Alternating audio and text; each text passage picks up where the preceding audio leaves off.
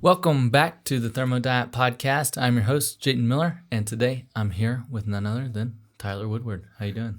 I'm great, Jayton. Today's episode is brought to you by Zoom Pre-Workout. Best pre-workout on the market. So today we're going to be talking about pro-metabolic bodybuilding. So do you kind of want to give them like an overview of kind of like the foundational principles of bodybuilding in general? Yeah, so when starting bodybuilding, it's all about managing stress. So at the end of the day, bodybuilding, like most things, is a stress, but it's an intentional one. It's one that we want to put on the body, and it's one that we have to progressively increase in order to continually make gains over time, get stronger, bigger, faster, and all that stuff. The biggest part of bodybuilding, though, is actually recovery, and it's managing how much stress you're putting on, because the game is producing as little stress as possible on the body in order to continually make gains over time. Mm-hmm. Why would somebody be doing bodybuilding in the first place? So generally, having more muscle mass is probably one of the best things you can do for a health perspective, because it's going to release high testosterone levels, you're going to burn fat better, and you're going to be able to burn more fat and generally burn more calories, higher metabolic rate on a daily basis. What about from like an ideology standpoint? Like, why would somebody do bodybuilding? A lot of people want to look better, be more confident, and just feel more confident in their own skin. Mm-hmm. And so as far as like bodybuilding principles, usually one of the things that they're looking at is symmetry, right? Correct. Okay. What kind of symmetry are we looking at? Well, there's symmetry side to side, and there's also symmetry like lower body versus upper body. Mm-hmm. So it's just a manner of taking a balanced approach to bodybuilding and obviously not going overboard on one muscle and lacking on another. Mm-hmm. What are some muscles that are usually the like most lagging body parts? So a lot of people neglect calves. That's a big one. But more importantly, I would say is the Tibialis Interior muscle. So that's the shin muscle in front of the calves. And that's risen a lot in popularity. But people are becoming more aware of it because it's related to knee pain and absorbing force. But it's also going to make your calves look bigger and your lower legs look bigger. Mm-hmm. What about for the upper body? For the upper body, I think forearms, the brachialis, and probably a lot of middle rear delts tend to get neglected. People tend to either neglect lats or rear delts because they tend to be more lat or rear delt dominant, to say. So they do a lot of exercises using their lats or the rear delts, one or the other. Mm-hmm. Just like before we get into like the nutrition and stuff like that, what are some just like basic ways that somebody could incorporate like exercises to get those in without having to like, extend their workout by another 20 minutes? Yeah, so if it's an exercise or a muscle group that you're not really focusing on, you can always throw it in between sets. So doing some dumbbell wrist curls with like a 15 or 20 pound weight will be pretty good, and you do wrist extensions as well. As far as calves, just doing those at the beginning or the end of the workout, those are a great warm-up to get some blood flow into the body. So instead of maybe walking in the treadmill for 5 minutes, you can just go start your workout with calves. Mm-hmm. Now, if you're going to be doing those in between sets, do you usually recommend like, if you're doing squats to do forearm curls versus like if you're going to be doing lat pull downs? Yes, that's a great point. So I wouldn't want to do anything where the forearms are going to take away from the main lift. Mm-hmm. So squat, obviously you're not really relying on your grip as much, versus a lat pull down, it's very grip dominant or taxing. So that would make a lot of sense to do opposite muscle group, so to speak. Okay.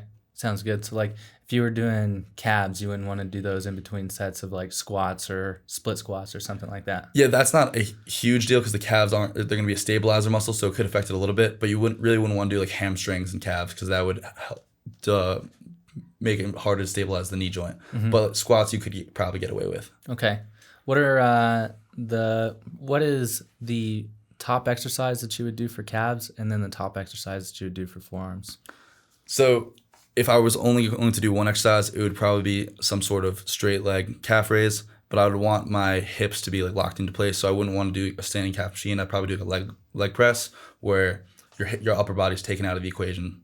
Okay. And then for forearms, I would probably do a cable wrist curl and cable wrist extension. Okay. And like the reason that you want your upper body taken out of the equation is from like a stability standpoint? Both a stability, but then it just gets more complicated. There's more things that can go wrong. You can end up like using your back and stuff. Typically, the more things you can take out of the equation, the easier the exercise is, the more tension you're ensuring are being placed in the calves, mm-hmm. not anywhere else. So what is your argument between isolating a muscle versus like a compound movement? So at the end of the day, what grows in a lift is going to be the muscle that's most quote unquote isolated, let's say. So the limiting factor. So some people tend to, let's say, take the bench press. Some people are very chest dominant in their bench press. Some people are really delt dominant in their bench press. Whatever is their limiting factor is going to be what mainly grows from that exercise. A lot of times you can get away with doing compound lifts as you're a beginner and as you progress even into intermediate and even into advanced, depending on the person. But a lot of people will struggle because they're wondering why their delts are lagging because they're doing everything with their chest, or vice versa. They're doing everything with their delts and their chest is lagging. So I'm a huge proponent of isolating muscle because you're going to ensure that it is the limiting factor in the exercise and nothing else is taking away from it. Okay. So the limiting factor is kind of like the weakest link of the exercise? Exactly. So what is failing first? Mm-hmm. And then, so you want the limiting factor to be the muscle that you're actually trying to target. Yeah. So you wouldn't want the limiting factor. Like, so if you're, one thing is I always recommend using straps. If you're going to do a deadlift or a remaining deadlift, if you're going for hamstrings or glutes, right? If you're going for grip, there's probably better exercises to be doing for grip. But if your grip is failing on the deadlift, then your limiting factor is now your grip, your forearm muscles, not your hamstrings. Your hamstrings still have more to give. Mm-hmm. So in that case, you would use like straps to prevent that from happening. Exactly. Okay. Sounds good. So you're just trying to figure out a way to where you can optimize the isolation and target the limiting factor? Exactly. So you want to, in every exercise, you generally want to have one muscle that you're going for. So in bicep curl, obviously you want it to be the bicep. In a hamstring or Romanian deadlift, it could be the hamstrings or the glutes, depending on how you do it. And whatever, you want that muscle to fail first in the exercise. You don't want anything else to be taken away from that muscles to contribute to the exercise. Mm-hmm. So when would you incorporate compound movements then? I generally don't incorporate a lot of compound movements, but if you're someone that wants to get good at doing the compound movements, so for example, a powerlifter or an Olympic lifter, then you have to be doing it because it's a skill. So the issue with compound movements versus isolation is that you have to teach your body how to coordinate all these muscle groups together and in one fashion, versus if you just set up in an isolation movement, your body is not going to use the triceps to do bicep curl, right? There's only one answer, but there can be multiple answers depending on your setup, your structure, your form, in a compound exercise. So it tends to be a lot more complicated versus I can set you up in, let's say I was like the example, the hack squat. I'd put you at the bottom. You can't really mess it up. It's really hard because you're so stable. You're so locked in. As long as it's set up properly, the isolation exercise is pretty much always going to win from a muscle building perspective. Mm-hmm. So what about an athleticism standpoint? When would you incorporate isolation versus compound movements? So again, I think the gym is mainly for training qualities. So you want to get stronger, bigger, produce more power, produce more force. So generally, I still think isolation exercises win. But when you're trying to improve the coordination of an exercise, so trying to coordinate multiple muscle groups and learning that skill, I would generally say that you're probably better off doing that out in the field, right? Doing the drills, the linemen, pushing the pad. But there are some cases where doing explosive work like a kettlebell snatch, something that's less complicated than the Olympic lifts, that's more power driven, can have time and place. And there's also the aspect of the grandma who just wants to walk around and walk up the stairs could probably really benefit from a goblet squat where she has to stabilize herself versus the hack squat because she needs to learn how to use those own stabilizer muscles. Mm-hmm. For hypertrophy, that's not going to be the best bang for your buck, but the grandma doesn't really care about building big quads. Mm-hmm. Okay. So as far as like what is bodybuilding, it's just optimizing the muscle growth of specific muscles to create symmetry of the entire body? Yeah, I would say so. Okay. So what are some like nutritional factors that play into that? So first thing first is you pretty much need to be eating in a caloric surplus, which means you need to be eating more calories than you're burning.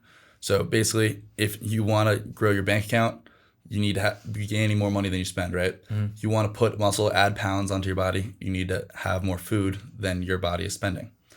Then you have got the macronutrients. So you got protein. So protein is predominantly what muscle is made up of. There's also a lot of carbs in there too. But the general rule of thumb right now is 0.82 grams per pound of body weight. So if you're 200 pounds, you want to be getting about 164 grams of protein daily. And you probably want those from mostly like essential amino acid sources. So like meat, chicken, milk is great.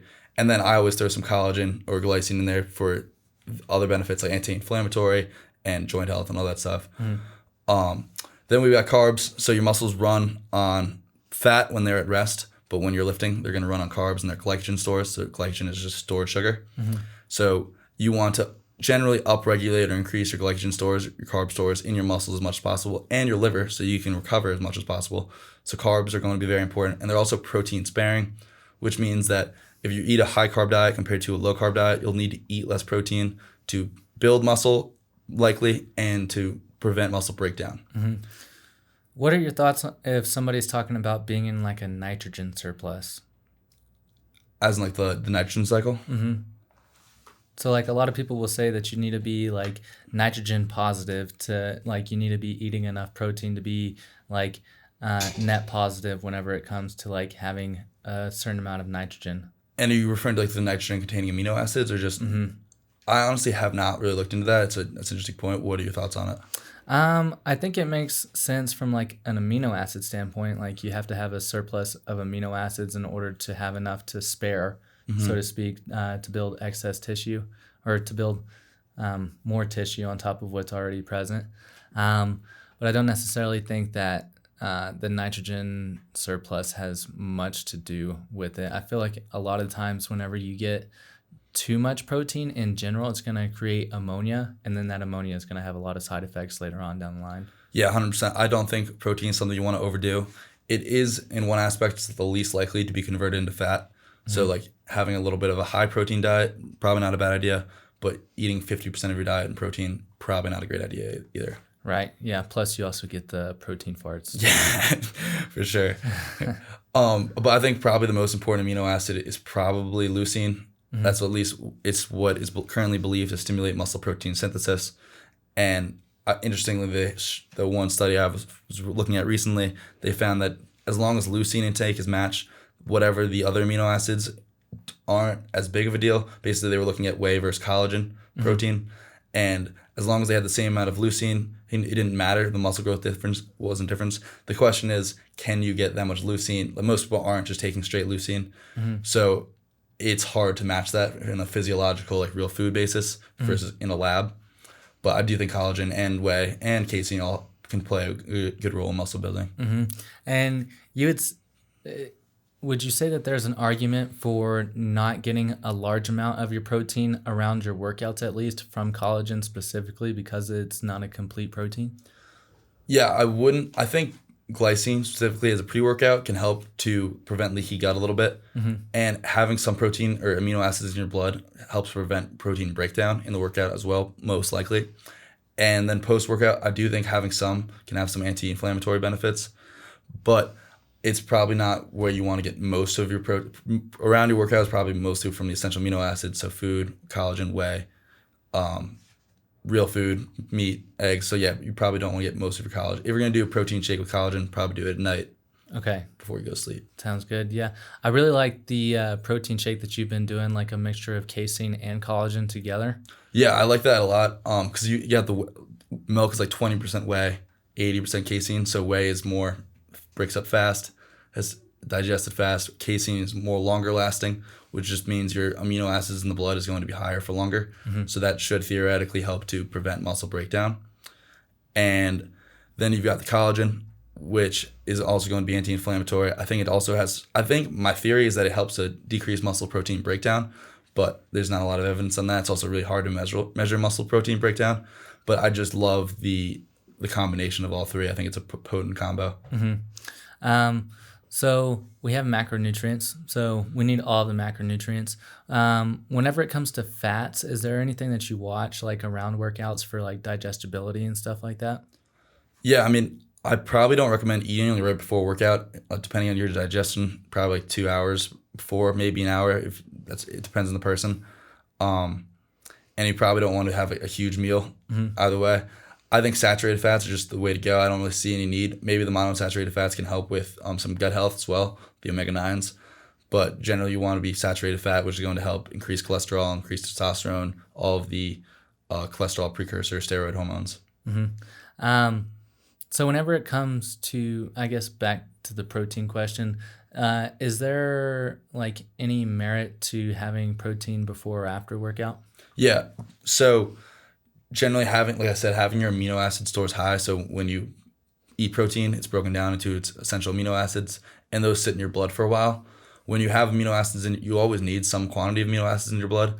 So that's going to prevent your body, if you don't have enough amino acids in your blood, it's going to pull from your body's protein source, break that down. So having some amino acids in your bloodstream is just going to give your body that fuel source, so it doesn't necessarily need to pull from its muscles. Mm-hmm. So you would argue that pre-workout protein would be most beneficial.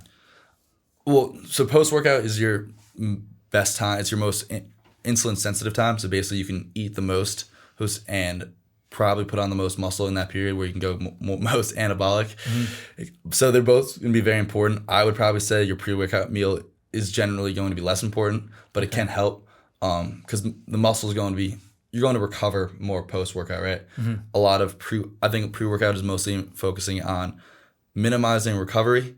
So like how much stress you put on the workout, because if you're fasted, it's going to be more stressful than if you're fed. Mm-hmm. You have that glycogen stores, and optimizing performance. Mm-hmm. So if you feel like crap and then you eat a couple Pop-Tarts and you feel even worse, probably not going to have a good lift.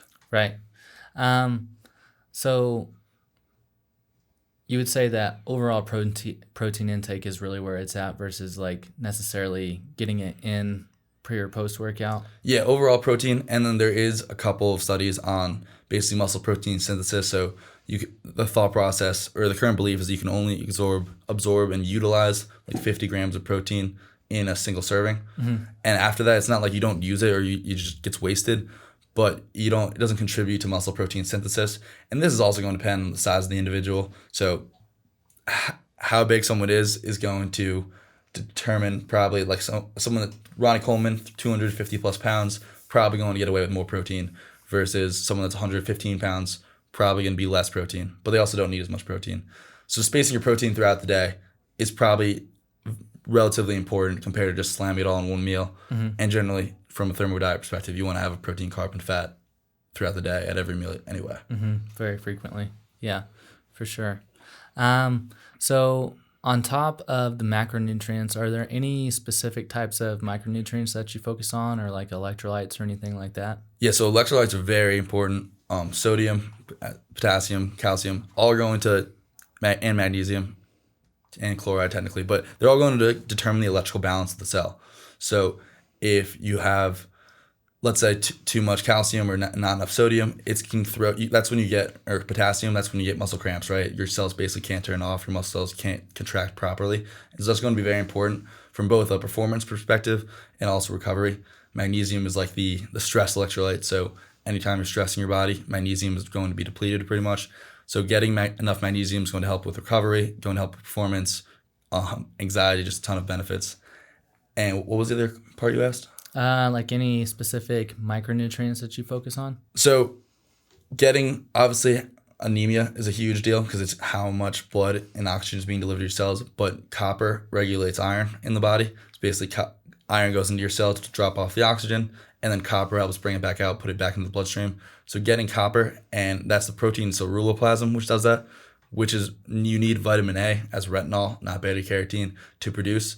So copper and retinol are extremely important. But then there's also zinc, which is going to be important for testosterone.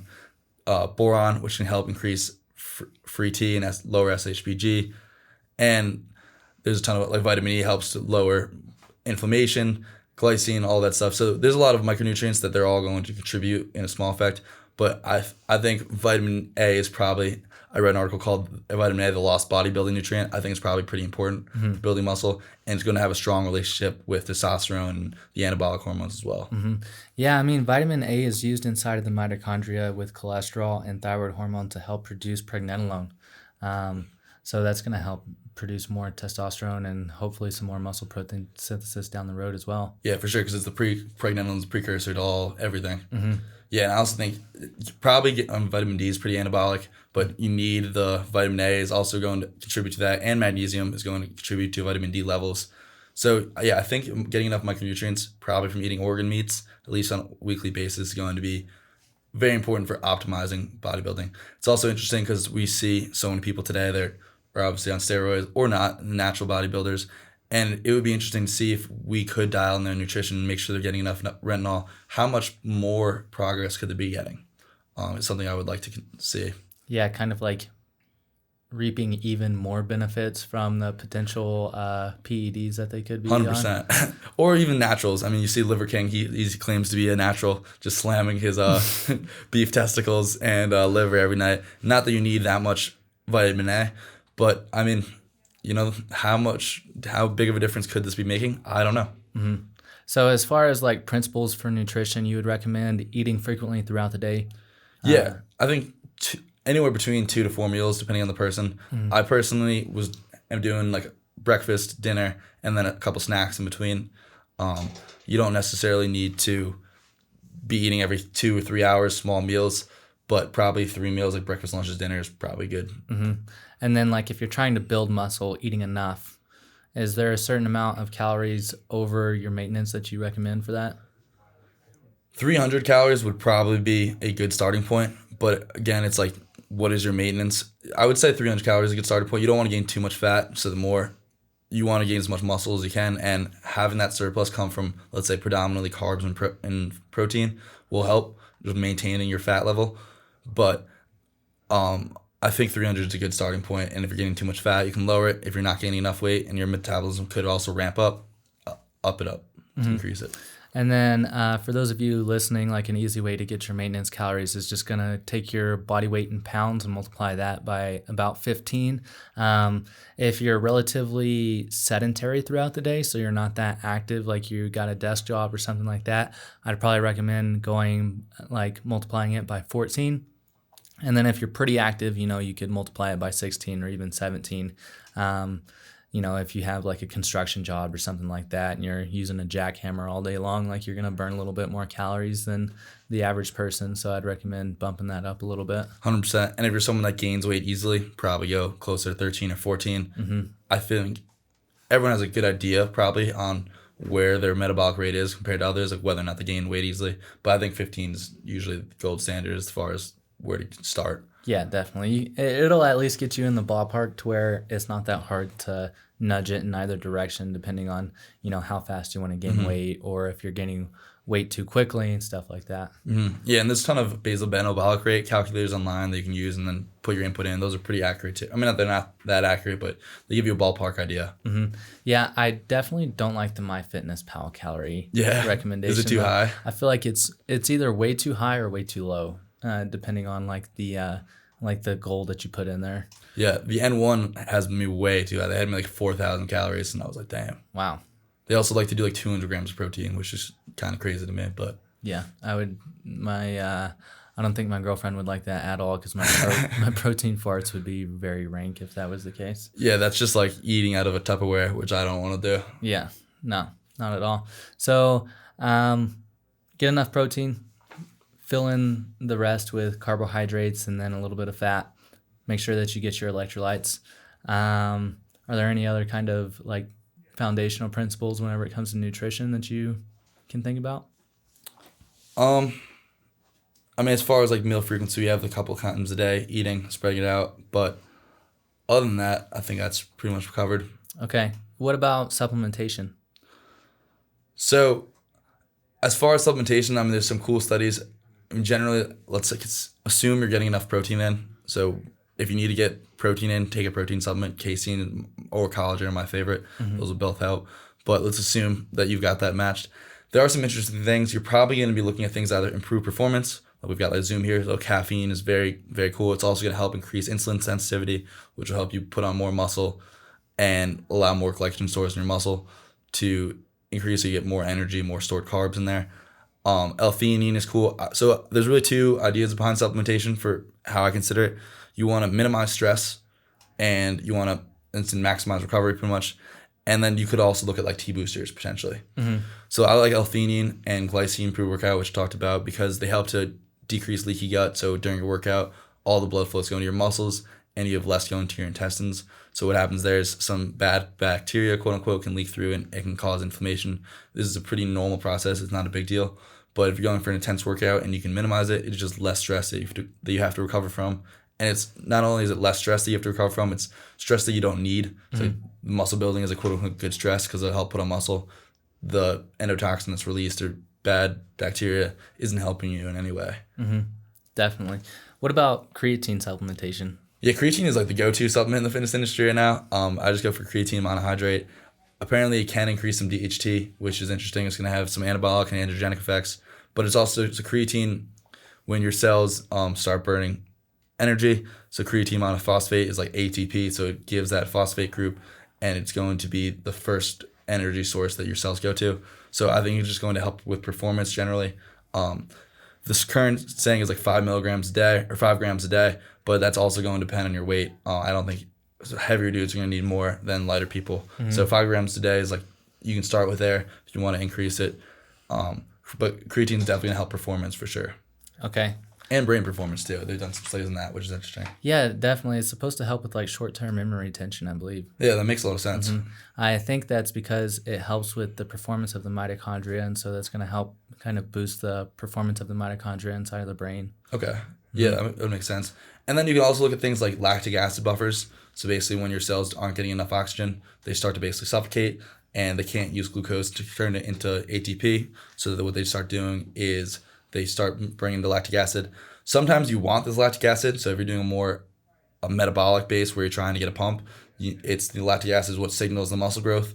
So this is something where it's going to depend on your workout, what you're going for within strengths. But beta-alanine is a lactic acid buffer. Baking soda or magnesium, anything with bicarbonate, salts is going to be a lactic acid buffer, and that can help to increase CO2 production. And then you could also look at things that optimize CO2 production, which is like methylene blue, niacinamide B1, B2, which niacinamide is B3. Anything else you'd add? Not that I can think of off the top of my head.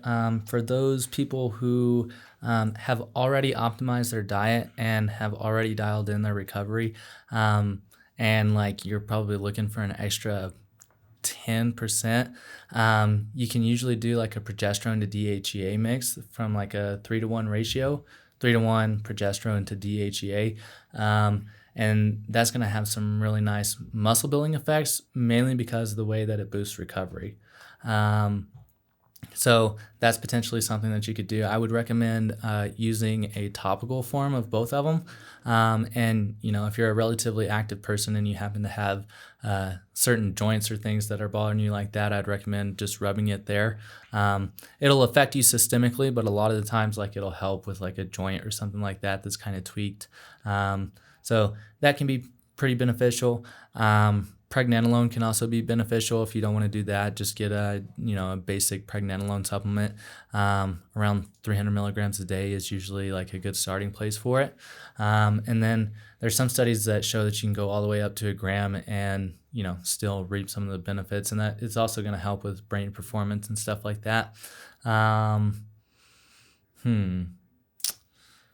That's all that I can think of off the top of my head with as far as like the more hormonal based type of supplementation, I'd say. I haven't really messed around with the hormonal based supplementation, but progesterone I've used my mom's progesterone a couple times when I've had like a hurt joint, whatever, and that definitely heals it real quick. Yeah, definitely. Especially after jiu-jitsu, like if you tweak an elbow or a wrist or something like that, I'll just rub a little bit on there, and it's next day it's almost 100% again. And that's like another thing, if you are someone that's active outside of lifting. So basically lifting is like the intentional stress, right? Like we want to grow from that. Versus jiu-jitsu, it's more like a skill. Unless you're trying to improve your conditioning, you probably don't want to be focusing on adapting to jiu-jitsu because it could interfere with your muscle growth processes, or it's just going to be more stress. So that's when things like beta-alanine, magnesium bicarbonate, or sodium bicarbonate, baking soda, L-theanine again, can help to just minimize the stress. And also, the thing I didn't mention, I like to do mid-workout or intra-workout carbs. So I just drink juice. Lemonade is my favorite. It's light, tastes good, and that helps to increase glucose oxidation. So basically, you're going to increase the amount of glucose you're using for fuel instead of burning more lactic acid or fat. Mm-hmm. So whenever it comes to recovery, what are some of the pillars that you live by? Sleep. So, and this is going to depend on the person, but getting enough 8 hours, 9 hours, 7 hours, whatever it is for you, getting enough sleep on a daily basis. Eating enough is probably the most important thing, and hitting all your micronutrients. So make sure you're slamming that liver once a week, and maybe like 5 to 10 oysters is going to really help. Probably not looking at your phone a couple hours before you go to bed and getting the blue light off, or wearing like red light glasses. But you could also look at red light therapy. Do you want to talk about that at all? Red light therapy? Yeah, I mean, most of the benefits that I've seen from red light therapy is just the ability to turn off the sympathetic nervous system and go into the parasympathetic nervous system. Especially in the evenings, like getting rid of the blue light and just turning on the red light, reading a book with the red light on. Like, I'll fall asleep very quickly and sleep throughout the entire night with just doing that alone. Especially if I have my ice cream before, like. It's a good recipe for good sleep for sure. Pre-sleep ice cream is mandatory. Yeah. And breakfast ice cream. Yeah. There's an argument for having ice cream for breakfast and dinner for sure. Yeah. But you're just getting enough calcium in, and I mean the fat, most of recovery is probably nutrition based. And honestly, you also have the stress side, just like making sure you're not too stressed at work, whatever that entails, but making sure you're just trying to live. Ideally, if you're going to maximize your bodybuilding, you pretty much are going to sit in your ass and not do much outside of the rest of the day. Not that you're not going to stimulate yourself mentally, but you don't want to be going to a hard-working job where you're like physical or you're very stressed on a daily basis. You want to kind of have a relaxed lifestyle outside of bodybuilding. Mm-hmm. Ideally, like the way that I look at it is kind of looking at your overall stress load. So like looking at all the physiological stress that you have and looking at all the psychological stress that you have, and kind of, I mean, even if you got to write down a list and then look at the areas of that you can eliminate. So like, if you're going on a hard bike ride on your way to work or something like that, like replace that with a car ride, and that eliminates a lot of the stress right there. Or like if there's a relationship that is kind of like eating away at you and taking all of your energy, maybe look at getting rid of that relationship or seeing how you can patch it up and kind of get rid of that psychological stressor. So that's what I'd recommend, is looking at that overall stress load and seeing like the places where you can kind of eliminate stress as much as possible, which, I mean, I feel like that's good in general to do, but especially if you're looking to optimize muscle building, like cortisol is going to be the enemy pretty much, outside of triggering certain hormetic responses inside of the body. So eliminating that as much as possible is definitely going to be beneficial. I'd say going on a daily walk is going to be beneficial because like it doesn't tax the nervous system at all, so it's not going to interfere with your physiological recovery, and it's very psychologically beneficial as well. It's also going to help with digestion, which is going to help with just about everything, and then also getting sunlight is going to have very beneficial effects in terms of lowering the amount of stress hormones in the body, upregulating protective hormones and stuff like that. Yeah, having some kind of movement practice outside of lifting is probably going to be very beneficial. And I also think, as you said, like we have to look at lifting is like your body doesn't know it's a stress different from your relationship stress, right? So we want to minimize the weightlifting is a good stress because we want it, right? It's not like your body sees it as a good stress. It's just another thing that it has to take care of, adapt to, whatever that means. So the more things we can eliminate, as you said, outside of the quote unquote good stress, is the more we'll be able to recover, and hopefully the more we'll be able to do in the gym, more gains we'll be able to do. Speaking of, what is your frequency? What kind of frequency do you recommend for like lifting frequency whenever it comes to like the amount that you can lift and still being able to recover from it? So if you're someone that doesn't want to spend their whole life in the gym, 3 days is probably the go-to. You might be able to get away with 2 if you're closer to beginner and or going really hard in these lifts, but it gets hard to do all the muscles in 2 days. I like 4 days. I think that's the sweet spot personally, where you can really program it out. You can look at 5 days and where you're lowering volume, you're doing less per day, and you can even look at 6 days.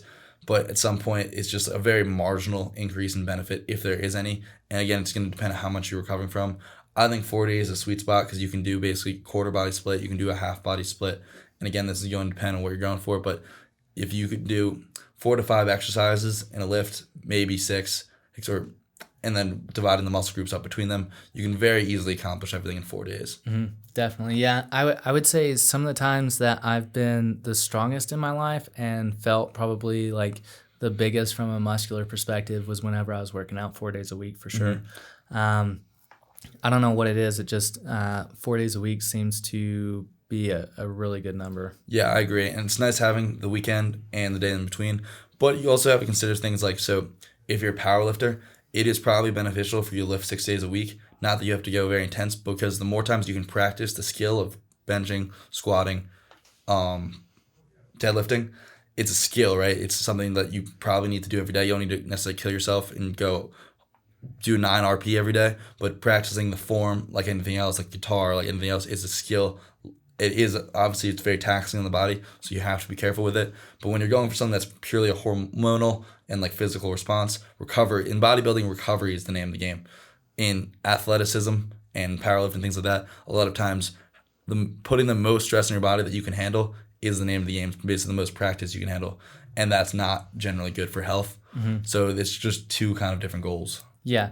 I mean, would you say that is because of you basically have to be a technician whenever you're in those type of situations? Yeah, I mean, it's just repetition versus bodybuilding. It's not, more is not better. Makes sense.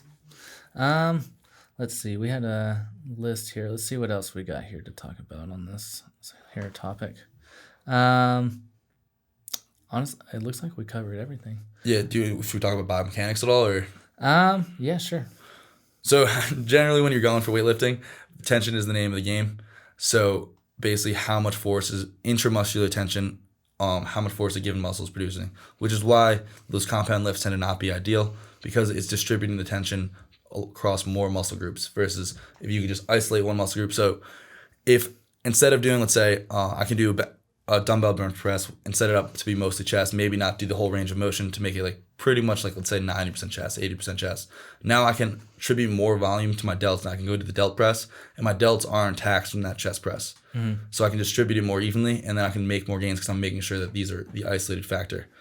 And tension, and there are other drivers of muscle growth and a lot of things that potentiate further muscle growth. So like when you're doing a pump split where it's like high reps, shortened position of muscle group where it's like maximally flexed. What's the difference between like a shortened position and a lengthened position? So if when you flex your bicep or any muscle, it's like quad is in a leg extension, that's going to be when the muscles are closest together. Like the insertion and origin point? Yes, exactly. So can you explain what those two things are? Yeah, so if you think of a muscle like a rope, they attach from one end to the other on a bone, right?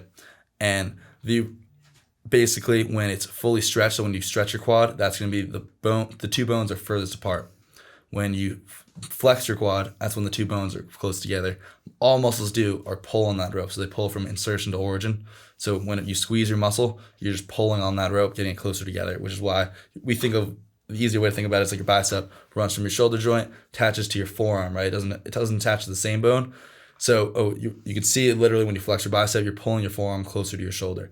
Now, if you do that from behind your body, that's going to be a lengthened position bicep curl, versus if you keep flexing it and pull it up towards your face, it's going to be a shortened position bicep curl. And so within those positions, certain things are more biased, right? So in the shortened position, basically like the muscle runs out of space. And so it's very metabolically costly to exercise in that position. So you have to use a lot more energy. Versus in the lengthened position and the mid-range, you're much better at producing force because there's a lot of space for this muscle to contract because the muscle fibers are a lot further apart. So that you're much better at producing force in these areas. And that's when you can look at, that's why like a bench press is a great exercise. Generally, lengthened position exercises are going to be better for accumulating tension because you're stronger in those positions. But it doesn't mean that you should neglect the shortened positions. And there are times when the shortened positions are better depending on what you're going for. So, like,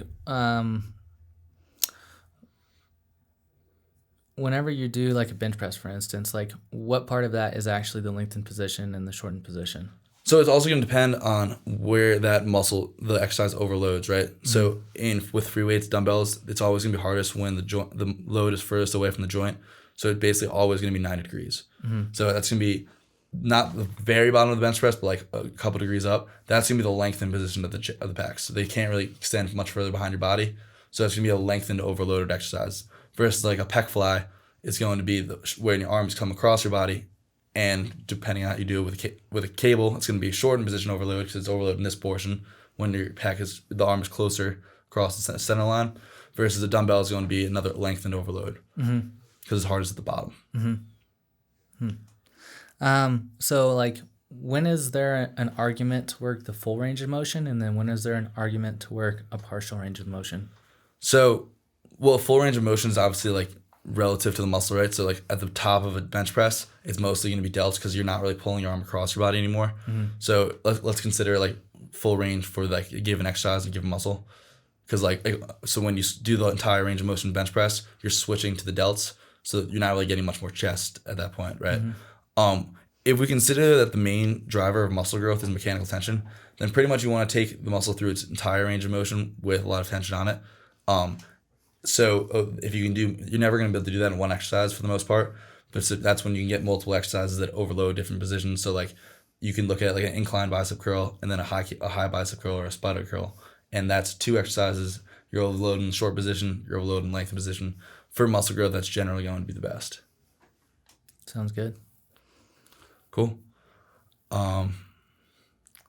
Is that pretty much it? Yeah. Is that all the biomechanic knowledge that you feel like laying on us today? Yeah, I think we can go in depth on a later date, but I feel like this is a good start for right now. Yeah, definitely. Would you say, actually one thing that I kind of wanted to talk about a little bit was like breathing.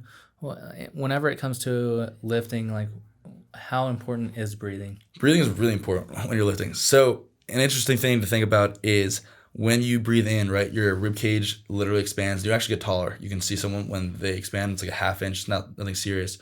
But when you exhale, you get shorter. So another way to look at movement is there's internal rotation and external rotation, or compression and expansion. So breath in would be expansion, breathing out would be compression.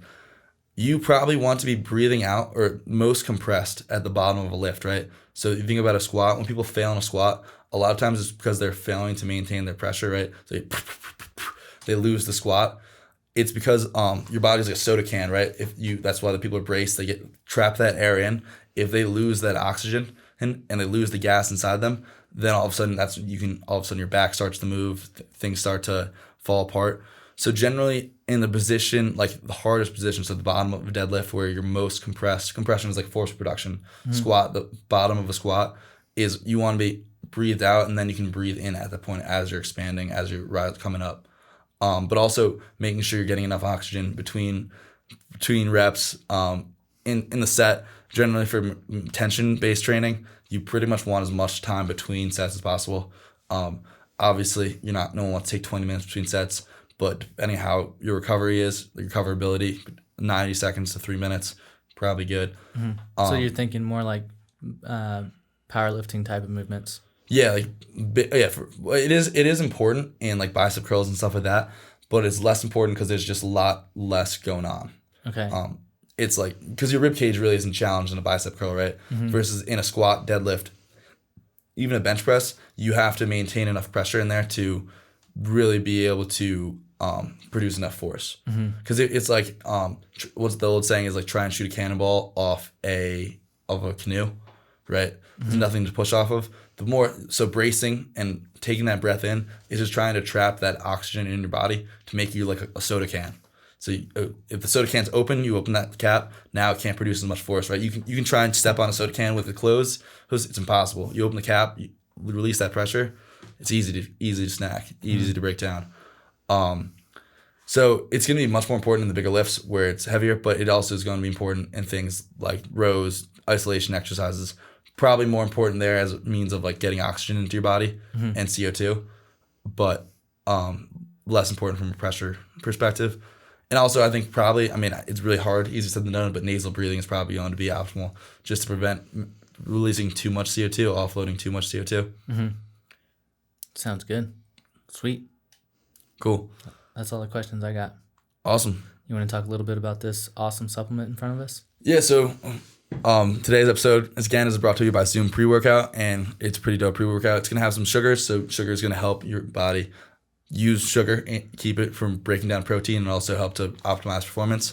It's going to have L-theanine, which is we were talking about before. It's going to help prevent leaky gut, and it's going to have a couple ingredients in there that are going to help to increase blood flow and glucose oxidation. So that's going to be the B vitamins in there, which is biotin and is it B2?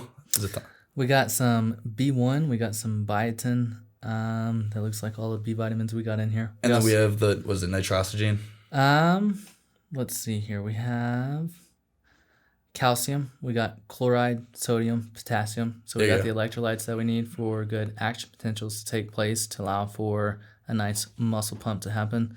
L-citrulline. It's going to help with the pump. Natural caffeine. There we go.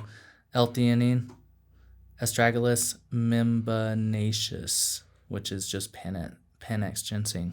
Which is a dopamine booster as well, right? Yeah, actually, estrogen. So that's going to help with recovery and probably muscle contraction as well. Just make you feel good while you're working out too. Yes, sir. Awesome. Sweet. Well, everybody that's still here, thanks for listening. I appreciate y'all, and we'll talk to y'all next time. Have a good one.